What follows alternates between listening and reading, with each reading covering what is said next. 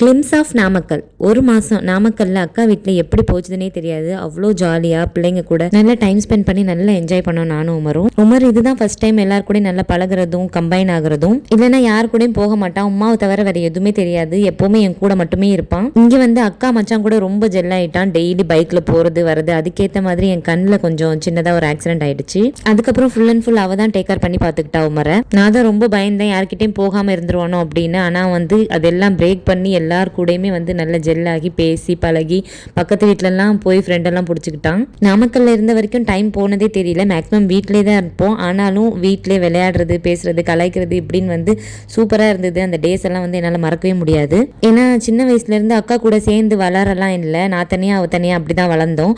இதுதான் first time நினைக்கிறேன் நாங்கள் ஒரு மாதம் ஒன்றா சேர்ந்து இருந்தது அப்படின்னு. இன்னைக்கு எங்களுக்கும் பிள்ளைங்க பிறந்து அதுங்க விளையாடுறத பார்க்கறதுக்கும் அவள் பிள்ளைங்களை என் பிள்ளை மாதிரியும் உமரை வந்து அவள் பிள்ளை மாதிரியும் டேக் கேர் பண்ணுறது இதெல்லாம் வந்து ரொம்ப பிடிச்சிருந்தது. ஆக்சுவலாக இதுதான் நம்ம வளர்ந்த விதம். பெரியம்மா சின்னம்மா பிள்ளைங்க அப்படின்ற ஒரு பாகுபாடு இல்லாமல் சொந்த அண்ணன் தங்கச்சி இப்படி தான் நம்ம வந்து பழகியிருக்கோம். ஸோ இனிமேட்டு வரக்கூடிய ஜென்ரேஷனும் கண்டிப்பாக இந்த மாதிரி தான் இருக்கணும். இது மாதிரி சொல்லி கொடுத்து தான் நம்ம பிள்ளைங்களையுமே வளர்க்கணும். ஜென்ரேஷன் மாற மாற மாடர்ன் டெக்னாலஜிங்கிற பேரில் சொந்தங்களை வந்து சொல்லி கொடுக்காமலே நம்ம வளர்த்துக்கிட்டு இருக்கோம் குழந்தைங்களை. உமர் வாப்பா வந்ததுக்கப்புறம் உமரை வந்து சுத்தமாக கையிலே பிடிக்க முடியல. சும்மாவே என்னை கொஞ்ச நாளாக கண்டுக்காம தான் இருந்தான். இப்போ இன்னும் கூட ஓவராக பண்ண ஆரம்பிச்சிட்டான். நாமக்கல்ல இருக்கக்கூடிய 5 ரூபா பார்க்கு வேஃபல் ஷாப்புன்னு பக்கத்தில் இருக்கக்கூடிய சின்ன சின்ன இடங்கள் எல்லா இடத்துக்குமே போய் நல்லா என்ஜாய் பண்ணி எக்ஸ்ப்ளோர் பண்ணோம். இப்போ நமக்குன்னு அங்கே போகணும் இங்கே போகணும் வெளியே போகணுங்கிற மைண்ட் செட் எல்லாம் தாண்டி குழந்தைங்கள வந்து இங்கே கூட்டிகிட்டு போகணும் அங்கே கூட்டிகிட்டு போகணும் அவங்க வந்து என்கேஜாக இருப்பாங்களா அப்படிங்கிற ஒரு தாட் தான் இப்போ எப்போவுமே மைண்டில் இருக்குது. எங்கே போனாலும் வீட்டுக்கு வந்ததுக்கப்புறம் தான் ஹப்பாடான்னு ஒரு ஃபீல் வரும். ஐ திங்க் எல்லாருக்குமே அந்த ஃபீல் தான் இருக்கும். பக்கத்து வீட்டு ஆன்ட்டி வந்து ஹோம் பேக்கராக இருக்காங்க. அவங்கக்கிட்ட வந்து